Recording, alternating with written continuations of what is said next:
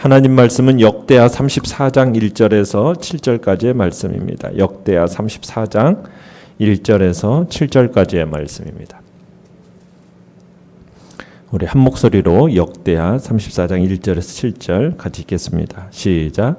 요시야가 왕위에 오를 때 나이가 8세라 예루살렘에서 31년 동안 다스리며 여호와 보시기에 정직하게 행하여 그의 조상 다윗의 길로 걸으며 좌우로 치우치지 아니하고 아직도 어렸을 때 곧 왕위에 있은 지 8년에 그의 조상 다윗의 하나님을 비로소 찾고 제12년에 유다와 예루살렘을 비로소 정결하게 하여 그 산당들과 아세라 목상들과 아로새긴 우상들과 부어 만든 우상들을 제거하여 버리매 무리가 왕 앞에서 바알의 제단들을 헐었으며 왕이 또 그 제단 위에 높이 달린 태양상들을 찍고 또 아세라 목상들과 아로새긴 우상들과 부어 만든 우상들을 빻아 가루를 만들어 제사하던 자들의 무덤에 뿌리고 제사장들의 뼈를 제단 위에서 불살라 유다와 예루살렘을 정결하게 하였으며 또 므낫세와 에브라임과 시므온과 납달리까지 사면 황폐한 성읍들에도 그렇게 행하여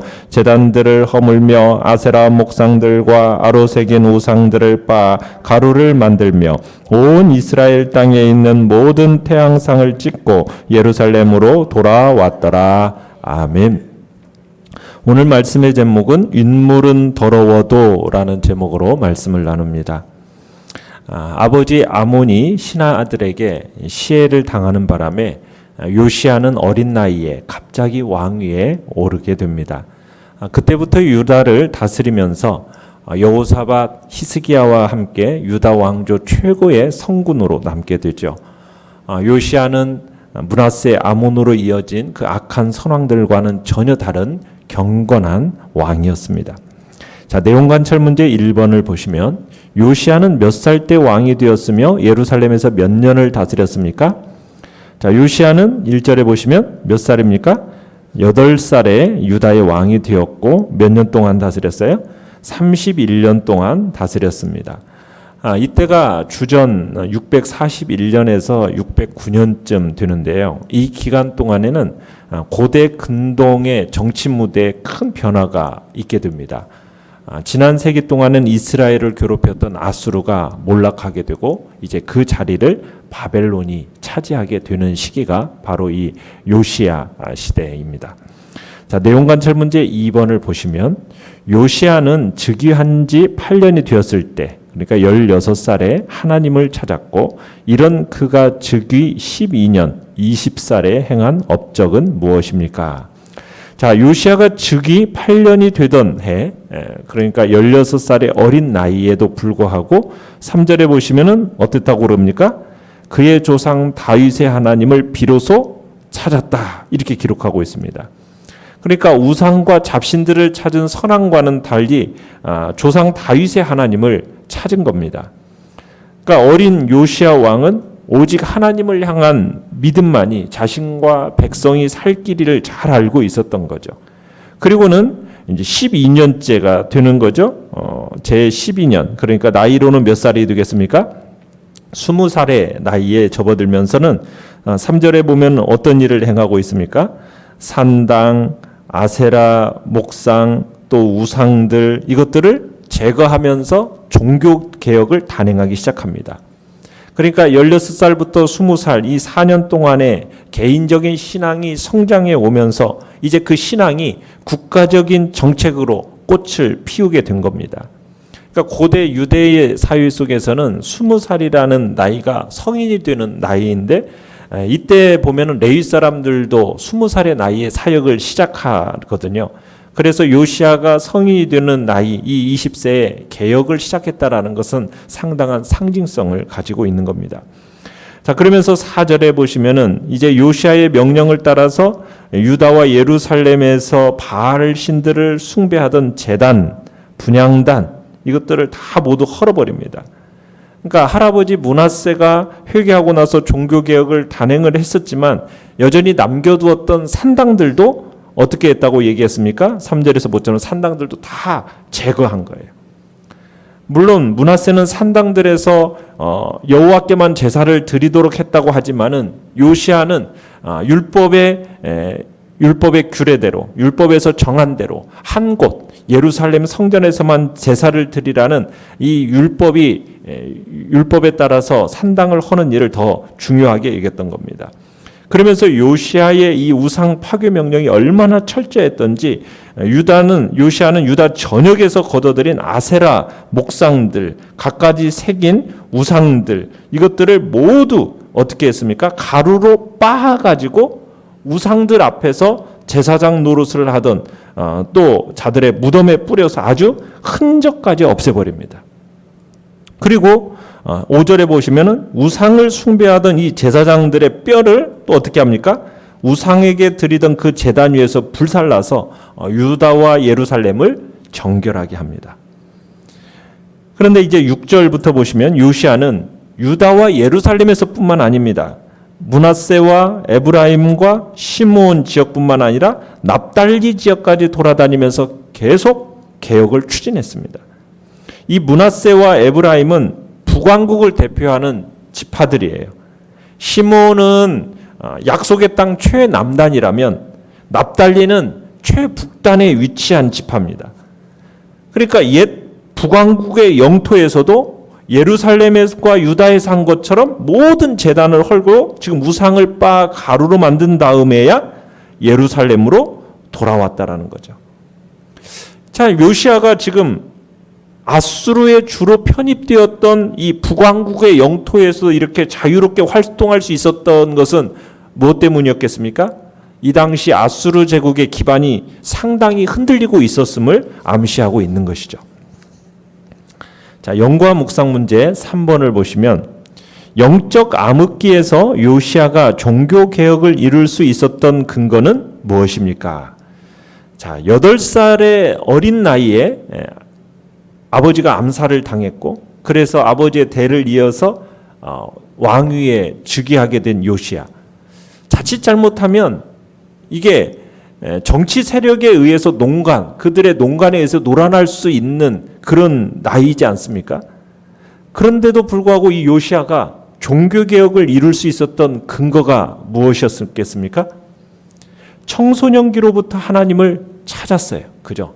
16살 청소년기부터 하나님을 찾으면서 하나님 보시기에 정직하게 행하고 좌우로 치우치지 않고 다윗의 길로 걸으려고 애썼던 그 신실한 믿음의 결단이 있었기 때문입니다.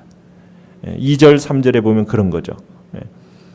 여기서 좌우로 치우치지 않았다라는 표현은 신명기 5장 32절이나 28장 14절 등의 말씀의 근거에서 전심으로 하나님의 계명에 충실했다라는 의미의 표현입니다.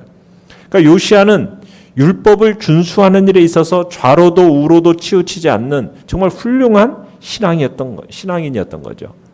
자, 그래서 요시아는 하나님의 말씀을 따르면서 자신의 정권을 든든하게 세워갈 수 있었던 것입니다.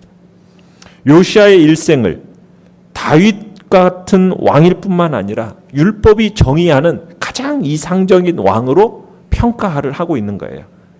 이러한 평가를 받았다라는 것은 한 왕에 대한 최대의 찬사입니다.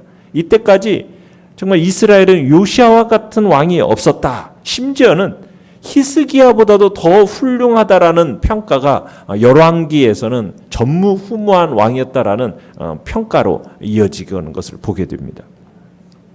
자, 느낀 점 4번을 보시면 자, 아버지 아몬이 아닌 믿음의 조상 다윗의 길로 걸으며 하나님 보시기에 정직하게 행하였던 요시아의 삶과 업적을 보며 무엇을 느낍니까? 오늘 우리 모든 성도들에게 진정으로 중요한 건 뭐냐? 환경이나 조건이 아니라 하나님을 향한 바른 믿음과 자세라는 것을 느끼게 되는 거예요. 하나님을 향한 바른 믿음과 자세. 우리가 성경을 보면은 히브리 사회에서 성년이 돼서 전쟁에 나가는 때가 20세입니다. 그리고 성전의 직무나 국사 같은 공적 직분에 대한 표준적 나이가 30세 정도로 언급돼요. 그래서 가장 이상적인 왕이라고 할 수 있는 다윗이 왕이 된 나이가 몇 살이었습니까? 30살이었죠.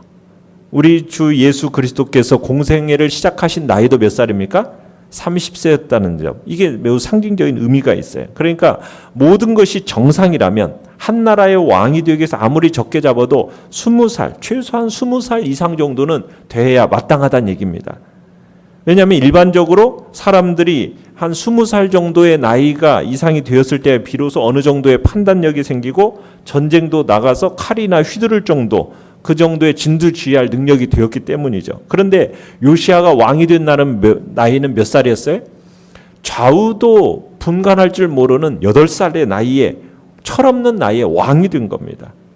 게다가 할아버지, 아버지의 이 므낫세와 아몬이 저질렀던 온갖 우상 숭배와 악행, 여러분 이것을 개혁해야 하는 부담도 있는 겁니다. 안고 있는 거예요. 이런 점에서 볼 때 요시아의 환경이라는 건 어떤 겁니까? 정말 최악의 조건에서 왕이 된 거예요. 그렇지 않습니까?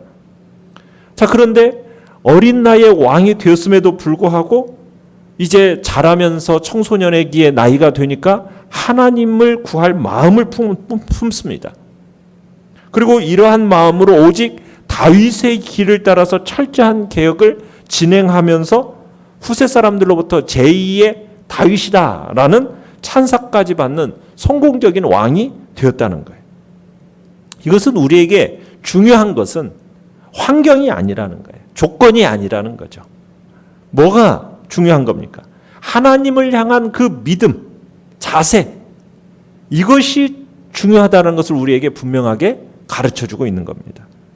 그런데 사람들은 그렇게 생각하려고 하지 않아요. 뭐 요즘에 말하는 금수저, 흙수저라는 말이 왜 나옵니까? 모든 것이 뭐에 의해서 좌우된다고 생각하는 거예요?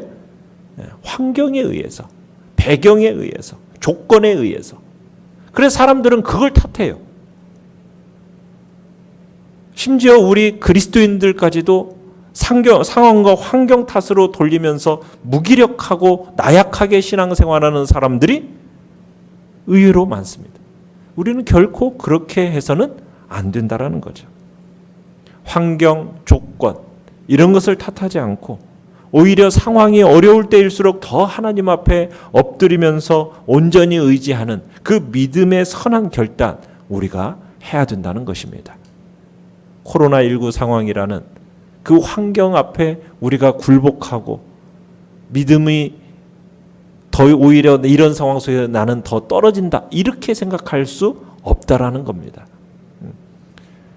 그 자리에서 상황과 환경을 탓하기 이전에 우리의 믿음의 자세, 태도 이것을 주님 앞에서 분명히 하고 결단하며 나아간다면 오히려 그 이전보다도 더 영광스럽고 더 믿음으로 더 충만한 역사들을 우리의 삶 속에서 그리고 이 시대 속에서 경험하게 될 거란 얘기입니다.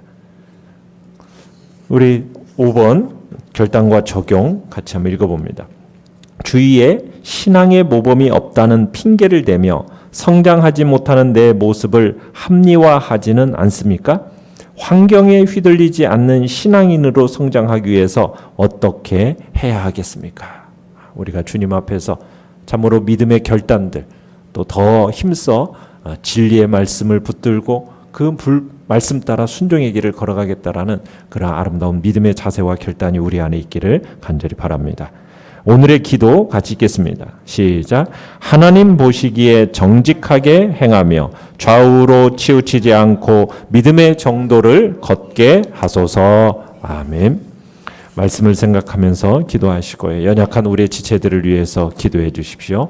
주께서 긍휼과 자비를 베푸셔서 이 땅 가운데 하나님의 놀라운 사랑과 구원의 역사를 이루어 주시도록 주의 백성들을 또 이런 환경 속에서 믿음으로 더욱 힘써 자신들을 들여갈 수 있도록 주여 우리 세 번 부르짖으면서 합심해서 기도하겠습니다. 주여 주여